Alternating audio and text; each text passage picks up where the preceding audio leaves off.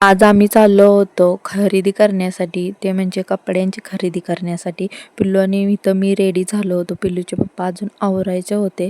ते आवरल्यानंतर आम्ही लगेच निघलो आणि 11च्या दरम्यान आम्ही निघलो होतो. खूप ऊन लागत होतं.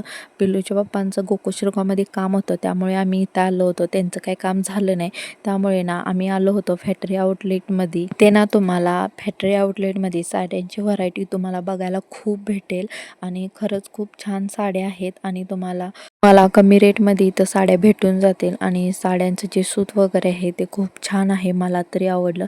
जेव्हा मी मम्मीकडे येते राहण्यासाठी ना, तेव्हा तर एक टाईम मी फॅक्टरी आउटलेटमध्ये येतेच काय तर खरेदी करण्यासाठी.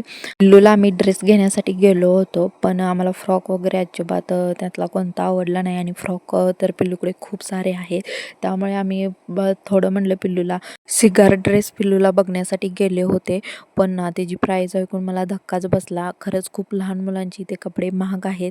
लहान मुलांचे कपडे जे रेग्युलर आहेत ती थोडी स्वस्त आहेत आणि दुपारच्या टायमिंगला खूप सारी अशी गर्दी झाली होती. संध्याकाळच्या जर वेळेला आलो तर पाय ठेवायलाही जागा नसतो. त्यानंतर आम्ही बिल करण्यासाठी आलो होतो. बिल वगैरे पे केलं. आम्हाला तिथून एक कुपन भेटलं होतं फॅक्टरी आउटलेटमधून आणि ते होती स्वामी समर्थ महाराजांची ट्रीप आणि आपलं नाव ॲड्रेस वगैरे आम्ही त्याच्यावर टाकलं आणि त्यानंतर 51 जणांना ते सिलेक्ट करणार होते.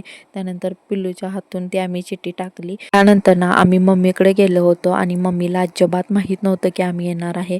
पिल्लूला पाहून मम्मी जाम खुश झाली होती. त्यानंतर आम्हाला मम्मीने फराळ वगैरे दिला.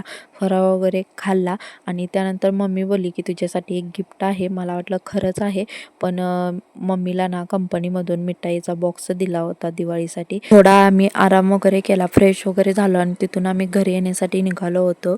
अजून आम्हाला थोडीफार खरेदी करायची होती, ती राहिली होती आणि वाटेत येताना आम्हाला आकाशकंदील वगैरे आम्ही घेतले. फुरफुर भाज्याचे होते ते पण घेतले.